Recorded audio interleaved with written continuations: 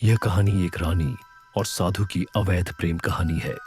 इस कहानी में दिखाया गया है कि कैसे एक रानी ने अपने राजा की आंखों में धूल झोंक कर एक साधु से प्रेम लीला रचाई और अपने सुंदर राजपाट को छोड़कर जंगल में निवास करने लगी।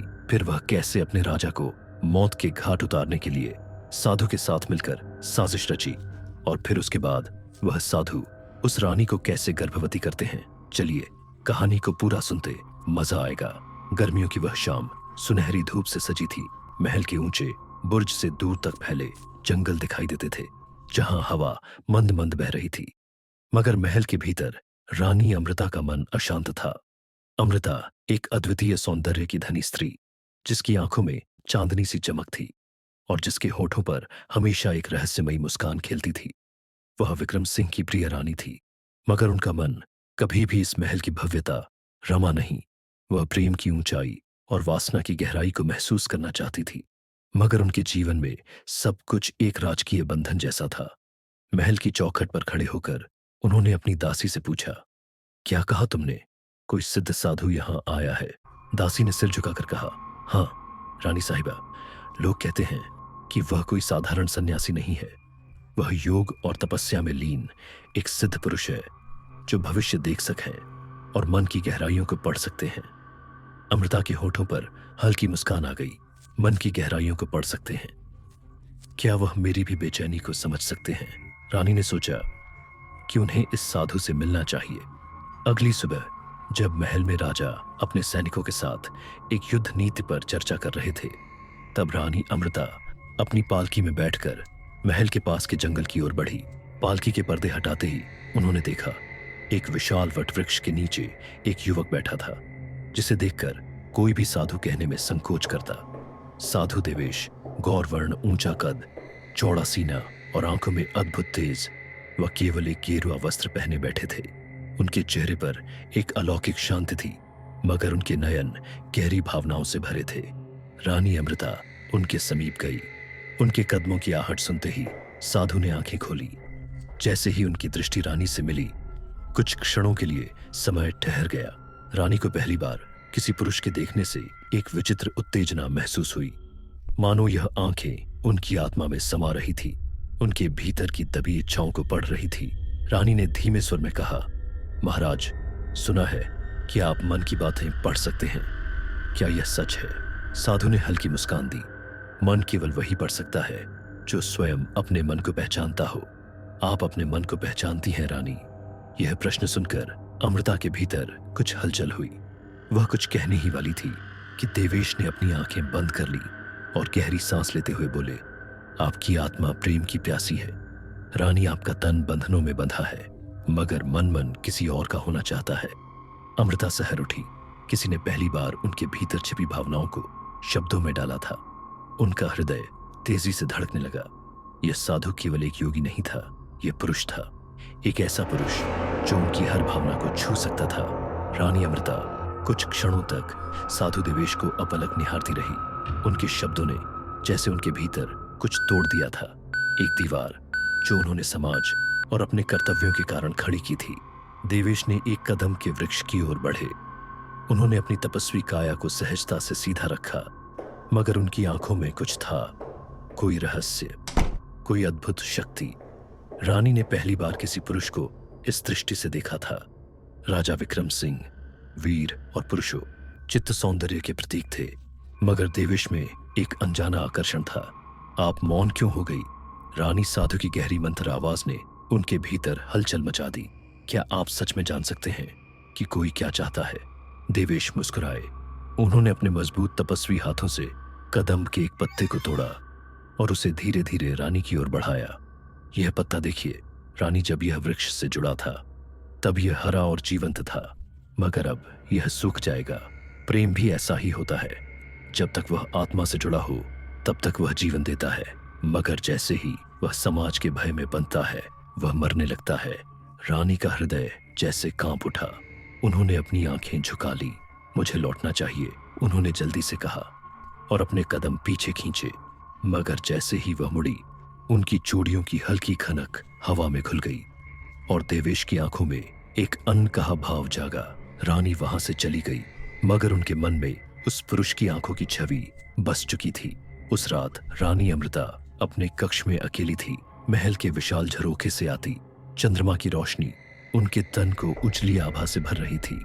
उन्होंने अपनी आंखें बंद की तो देवेश का चेहरा उभर आया। रानी ने अपने हृदय पर हाथ रखा। क्या यह उचित था? वह एक राजा की पत्नी थी, मगर राजा के प्रेम में वह तृप्त नहीं थी। उनकी उंगलियां धीरे धीरे अपने शरीर पर चलने लगी। उनकी सांसें भारी होने लगी। महल के कुछ सेवकों ने रानी के व्यवहार में बदलाव महसूस किया।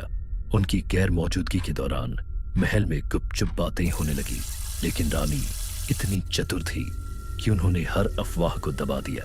उन्होंने उन सेवकों को इनाम देकर अपनी ओर कर लिया। रानी अब साधु के प्रति अपने मन और शरीर से पूर्ण से समर्पित हो चुकी थी। रानी ने अगली सुबह तय कर लिया कि वह देवेश से पुनः मिलेंगी। यह आकर्षण उन्हें भीतर तक जला रहा था। इस बार वह अकेले नहीं गई। उन्होंने अपनी प्रिय दासी चंपा को साथ लिया, जो उनकी हर गुप्त भावना से परिचित थी। रानी साहिबा, यह उचित नहीं, चंपा ने धीमे स्वर में आंखों में कहा। चांदनी सी मैं चमक। बस उनसे बात करने जा रही हूँ, रानी ने उत्तर दिया, मगर उनके शब्दों में झिझक थी। देवेश उसी वृक्ष के नीचे बैठे थे, ध्यान में लीन। रानी उनके समीप गई और उनकी उपस्थिति की प्रतीक्षा करने लगी। कुछ क्षणों बाद साधु ने आंखें खोली। आप फिर आई।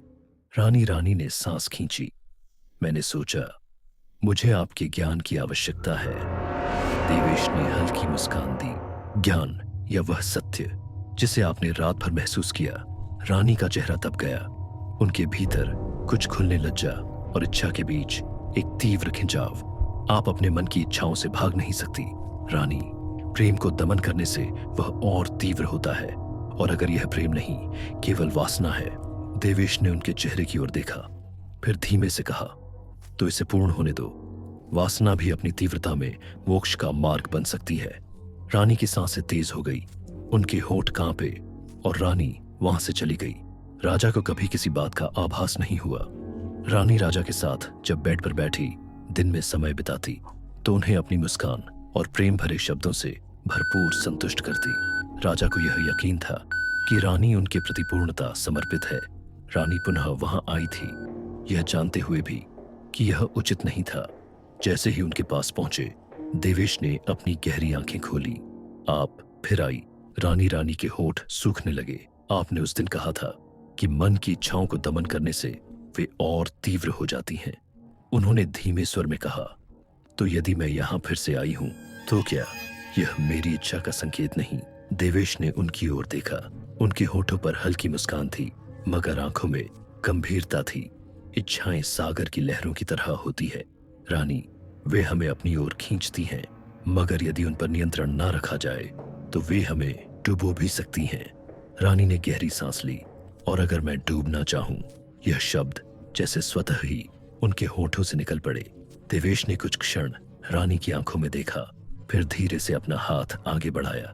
रानी ने कांपते हुए उनकी ओर देखा और झिंक हुए अपनी उंगलियां उनके हाथ में रख दी। जैसे ही उनका स्पर्श हुआ, रानी के भीतर एक अदृश्य बिजली दौड़ गई। उनकी उंगलियां देवेश की तपस्वी हथेली से छू गई। कठोर मगर पहली गर्म। बार उनके उनका भीतर हृदय तेजी से धड़कने लगा। आपकी उंगलियां कांप रही हैं रानी। देवेश ने फुसफुसाना ने अपनी आंखें बंद कर ली। यह स्पर्श कुछ और था। यह केवल स्पर्श नहीं था, यह उनकी आत्मा को छूने जैसा था। देवेश ने हल्के से रानी की कलाई को छुआ। रानी की सांसें तेज हो गई। उनके शरीर में एक अजीब सी हलचल होने लगी थी। उन्होंने धीरे से अपनी पलक खोली और देवेश की आंखों में देखा। वहां कुछ था, एक रहस्य, एक निमंत्रण। रानी ने कांपते हुए कहा, यह क्या है देवेश? देवेश ने हल्की मुस्कान दी। यह सत्य है रानी, यह हमारा सत्य है। फिर उन्होंने रानी की हथेली को अपने होठों के करीब ले जाकर हल्का स्पर्श किया। जैसे ही देवेश के होंठ उनकी त्वचा से मिले, रानी का पूरा शरीर सिहर उठा। उन्होंने अपनी आंखें बंद कर ली। उनके भीतर एक तूफान उठ चुका था, एक आग जिसे वह बुझाना नहीं चाहती थी।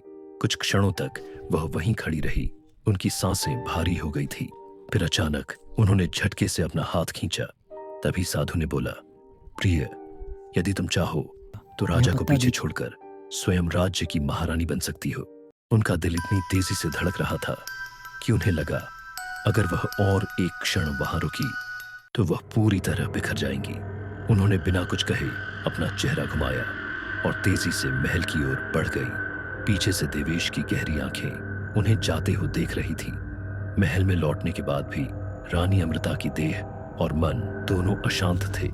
जब रानी अपने महल के अंदर थी खनक तो यह हवा में विचार घुल रानी के मन में एक चिंगारी की तरह जल उठा। अब रानी के अंदर महत्वाकांक्षा और मोह का संगम हो चुका था। साधु ने रानी को यह भी समझा दिया था कि वह एक दिव्य आत्मा है और उनका यह मिलन ईश्वर की योजना का हिस्सा है।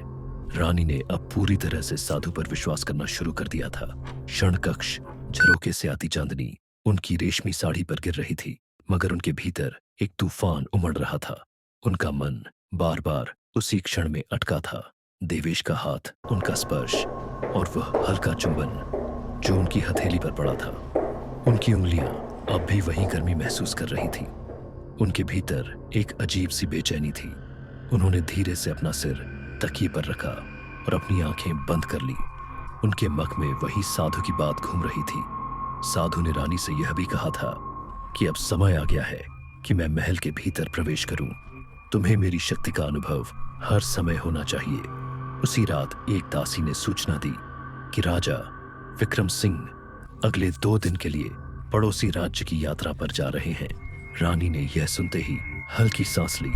अब महल में कोई ऐसा नहीं था जो उनके निर्णयों पर प्रश्न उठाए। उनके भीतर एक ही विचार था, उन्हें फिर से देवेश के पास जाना होगा। अगली संध्या रानी अमृता अपने सबसे प्रिय गुलाबी रेशमी परिधान में सजी। यह वही वस्त्र था जिसे पहनकर उन्होंने पहली बार स्वयं को आकर्षक महसूस किया था। उनके बाल खुले हुए थे और वे एक सुगंधित इत्र लगाए हुए थी जिसकी खुशबू वासना को और तीव्र कर सकती थी। आज वह पूरी तरह स्त्री थी, न रानी न पत्नी, बस एक औरत जो अपनी चाहत की ओर रही थी। जंगल में पहुंचते ही उन्होंने देखा कि देवेश एक निर्जन नदी किनारे ध्यान मग्न बैठे थे। उन्होंने पास आकर कहा, क्या आप ध्यान कर रहे थे? देवेश साधु ने हल्की मुस्कान दी। हाँ, मगर अब मेरी एकाग्रता भंग हो चुकी है। रानी ने धीमे से कहा, तो आज आपको कोई पश्चाताप नहीं है?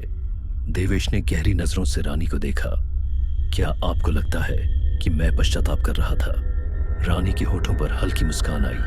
अब वे और करीब आ गई। रात घनी हो चुकी थी। चांद की हल्की रोशनी नदी के जल पर झिलमिला रही थी। हल्की हवा के झोंकों के साथ रानी अमृता की खुली जुल्फें उड़ रही थी। उनकी सांसें तेज थी, दिल की धड़कनें बेकाबू हो रही थी। साधु देवेश अब भी वहीं खड़े थे, गंभीर, स्थिर, मगर उनकी आंखों में एक अदृश्य तूफान था। रानी, आप इस समय यहाँ? देवेश की आवाज में हल्की कांप थी। रानी ने धीरे से उनके करीब जाते हुए कहा, आपने कहा था कि इच्छाएं सागर की लहरों की तरह होती है जिन्हें रोका नहीं जा सकता। मैं आज यहाँ अपनी इच्छा के साथ आपको महल में ले जाने वाली हूँ। रानी ने चुपके से साधु को महल के भीतर एक गुप्त स्थान में रहने की अनुमति दे दी। रानी ने महल के पुराने कक्षों में साधु के रहने योग्य बना दिया। साधु अब महल में छिप कर रहने लगे, लेकिन इस बात का पता केवल और उनकी सबसे विश्वास पात्र दासी को पता था। साधु ने राजा के दैनिक कार्यों और महल के नियम कानूनों पर गहराई से नजर रखनी शुरू कर दी। साधु ने रानी के माध्यम से राजा पर भी अपनी शक्ति का प्रयोग करना शुरू कर दिया।